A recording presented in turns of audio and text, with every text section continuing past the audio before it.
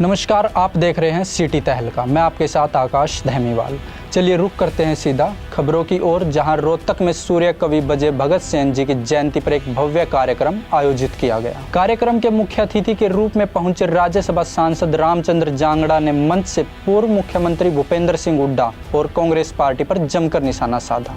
सांसद जांगड़ा ने आरोप लगाया कि कांग्रेस ने वर्षों तक पिछड़े वर्ग की अनदेखी की है। उन्होंने कहा कि बैकलॉग के नाम पर नौकरियां रोकी जाती थी और योग्य युवाओं को दरकिनार कर अपनों को नियुक्त किया जाता था। उन्होंने यह भी कहा कि कांग्रेस की नीयत कभी भी पिछड़े वर्ग को ऊपर उठाने की नहीं रही, बल्कि उन्हें सिर्फ वोट बैंक की तरह इस्तेमाल किया जाता था। रामचंद्र जांगड़ा ने प्रधानमंत्री श्री नरेंद्र मोदी जी की ट्रिपल इंजन की सरकार की सराहना करते हुए कहा कि 2014 के बाद से पिछड़े वर्ग के लिए कई कल्याणकारी योजनाएं शुरू की गई और युवाओं को रोजगार के अवसर भी मिले। बजे भगत सिंह जी की जयंती पर आयोजित यह कार्यक्रम समरसता के और पिछड़े वर्ग के उत्थान पर केंद्रित था।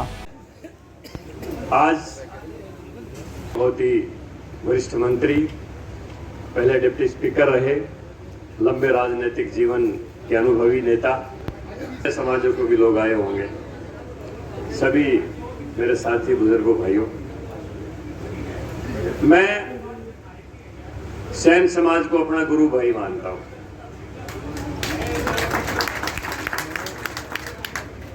क्योंकि 1975 में जिस समय सक्रिय राजनीति में मैंने भाग लिया, बहुत लोग तो पैदा भी नहीं हुए होंगे,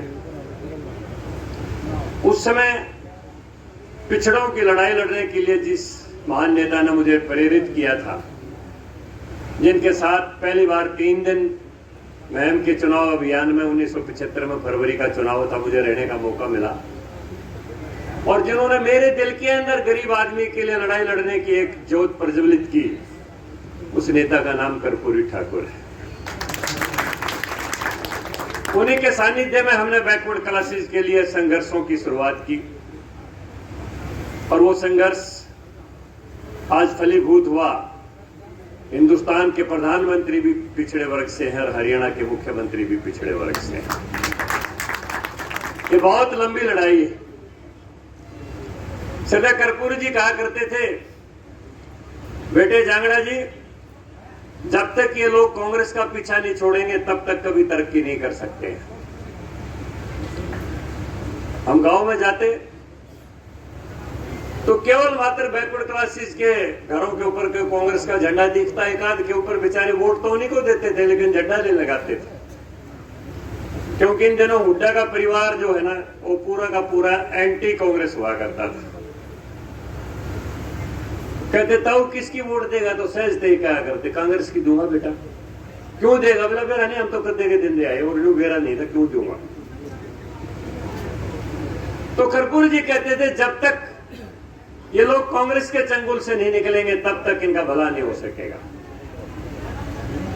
कांग्रेस ने इन लोगों को जो आजादी के बाद इनका जीवन देना चाहिए था, वो नहीं दिया। मैं इतिहास का विद्यार्थी रहा।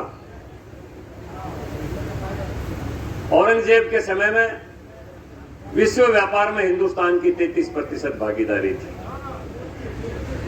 लेकिन अंग्रेज जिस समय गए तो विश्व व्यापार में हिंदुस्तान की भागीदारी केवल मात्र 1.4% थी। जितने देश के कारीगर खमेरे लोग थे, हाथ से का काम करने वाले लोग थे, उनके उद्योग धंधों के माध्यम से सारा का सारा इंग्लैंड ने काम छीन लिया, और जितना देश का कारीगर खमेरा समाज था, धीरे धीरे आर्थिक रूप से पिछड़ता गया।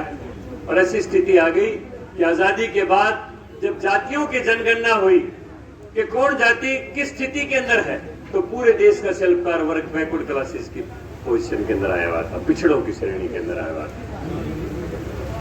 बहुत लंबे समय से आप लोग बहुत बड़े भेदभाव का शिकार रहे, लेकिन आजादी के बाद जो संभलना चाहिए था वो किसी ने ध्यान नहीं दिया। ऐसी हुकूमत इस देश के अंदर आई, उन्होंने दलितों को, पिछड़ों को सब्सिडी का जीवन देके इनको सरकार के अनुदानों के ऊपर आधारित करके ऐसा कर दिया, एक वोट बैंक बना रहे। अगर ये मर गए तो फिर वोट कौन देगा, और वो भर गए तो वोट क्यों देंगे? इसलिए ना जीने दे ना मरने दे, उनको बीच में लटका के रखो।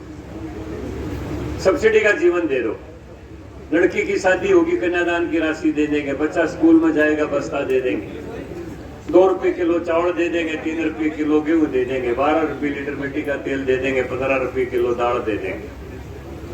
ये कोशिश नहीं की गई कि हिंदुस्तान के कारीगर और कमेरे के हाथ को वो दस्तकारी दे दी जाए, उसके हाथ को वो हुनर दे दिया जाए कि वो देश की मुख्य धारा के अंदर जुड़ के देश के विकास का एक स्तंभ बने। लेकिन लंबे समय तक यही चलता रहा। बाबा साहब भीमराव अम्बेडकर ने अछूतों की पहचान करना मामूली बात थी, क्योंकि देश में छुआछूत थी। अनुसूचित वर्ग की तो पहचान हो गई, लेकिन पिछड़े वर्गों की पहचान करना बड़ा मुश्किल था, क्योंकि इनके बगैर काम नहीं चलता। ना खाती के बगैर काम चलता था, ना नाई के बगैर काम चलता था, ना कुम्हार के बगैर काम चलता था, ना सुनार के बगैर काम चलता था, ना लोहार के बगैर काम चलता था, ना दर्जी के बगैर काम चलता था। इसलिए इनकी पहचान करना बड़ा मुश्किल था। मैं इतिहास के लंबे उसमें जाना नहीं चाहता हूं, लेकिन बाबा साहब ने कंसेप्ट दिया, एक सुझाव दिया कि इन पिछड़े जो आजादी के पहले अंग्रेजों की व्यवस्था के कारण जो लोग समाज से पिछड़ गए, इनको भी आरक्षण का लाभ देके ऊपर उठाना होगा। लेकिन कभी नहीं किसी ने ध्यान नहीं दिया। और मुझे गर्व है कि हिंदुस्तान में बैकवर्ड क्लासेस के आरक्षण की अगर किसी शुरुआत की तो पहली बार बिहार के अंदर आपके समाज में पैदा हुए कर्पूरी ठाकुर ने आपको आरक्षण देने की शुरुआत की। उससे पहले बैकवर्ड क्लासेस को किसी स्टेट में कोई आरक्षण नहीं था। और उन्हीं की प्रेरणा से काका कालेलकर कमीशन तो पहले ही 52 में उनकी रिपोर्ट को दबा दिया गया था। 1978 में जनता पार्टी की सरकार आने के बाद मंडल कमीशन का गठन हुआ, लेकिन दुर्भाग्य जब तक मंडल कमीशन की रिपोर्ट आई तब तक केंद्र में सरकार बदल गई और इंदिरा गांधी दोबारा देश की प्रधानमंत्री बन गई। जो हाल कालेलकर कमीशन का है वही मंडल कमीशन का हुआ, उसको भी दबा दिया गया। लेकिन आज सौभाग्य है हमारा कि लंबे अंतराल के बाद 2014 के बाद से सरकारों के चरित्र में परिवर्तन आया है, क्योंकि जो चिंतन की सरकारें बनी तो उनके चरित्र में भी परिवर्तन आ गया। पहली बार हरियाणा प्रदेश में क्वालिटी को, मेरिट को अधिमान दिया जाने लगा मनोहर लाल जी की सरकार में। और मेरी जानकारी के मुताबिक पिछले दिनों जो पुलिस इंस्पेक्टर की भर्तियां हुई, 48 अकेले बैकवर्ड क्लासेस के पुलिस इंस्पेक्टर थे, जिसमें दर्जनों सैन समाज के भी। वरना कौन इनको पुलिस इंस्पेक्टर लगाता था? एक चौधरी बंसीलाल ने जयलाल जी को एचपीएससी का मेंबर बना दिया था, तो उन्होंने अपनी बेटी को राजश्री को डीएसपी बना लिया था, वरना इनको कौन बनाता था? कोई अधिकार देता ही नहीं था।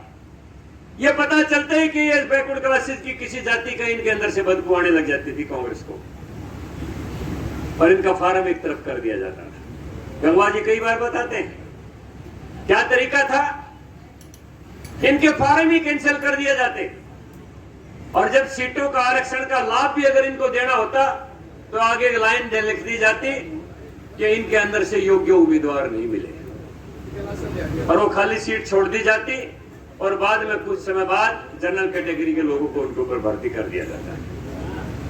यह कांग्रेस के कार्यकाल में चलता रहा। लेकिन भारतीय जनता पार्टी की सरकार मनोहर लाल के नेतृत्व में 2014 में एक फैसला लिया गया, मेरिट के आधार पर नौकरी मिलेगी, और बैकवर्ड क्लासेस का जो भी बच्चा जर्नल की मेरिट को क्रॉस करेगा या उसके बराबर आएगा, उसको जर्नल में कंसीडर किया जाएगा, बाकी को बैकवर्ड क्लासेस का अधिकार मिलेगा। 1.5 गुना बच्चे आपके लगने लगे। आज किसी डिपार्टमेंट में जाइए, कोई सैन समाज का मिलेगा, कोई कुमार समाज का मिलेगा, कोई जंगड़ा समाज का मिलेगा, कोई लोहार समाज का मिलेगा, कोई सोनकार समाज का मिलेगा। आपके अंदर कोई दिमाग की कमी नहीं थी, लेकिन बाबा साहब भीमराव अम्बेडकर ने जो कॉन्स्टिट्यूशन में, संविधान में एक बात कही थी कि right to equality of opportunity, अवसर की समानता का अधिकार नहीं था। और जब तक अवसर की समानता का अधिकार नहीं मिलता तब तक कौन आदमी तरक्की कर सकता है? आपके तो फार्म फेंक दिए जाते थे। लेकिन आज न्याय मिलने लगा है। महात्मा चाणक्य ने तो ये कहा था कि जिस देश में न्याय और भाव दो चीज खत्म हो जाए वो देश भी छोड़ देना चाहिए, वो रहने के लायक नहीं होता। ना इस देश में न्याय था, ना कोई भाव था। आज आपको न्याय मिलने लग गया। आज आपकी सरकार है, आज आपके हितों की सरकार है, आज आपके उत्थान के लिए सरकार है। मैं केंद्र सरकार में राज्यसभा के मेंबर के तौर के ऊपर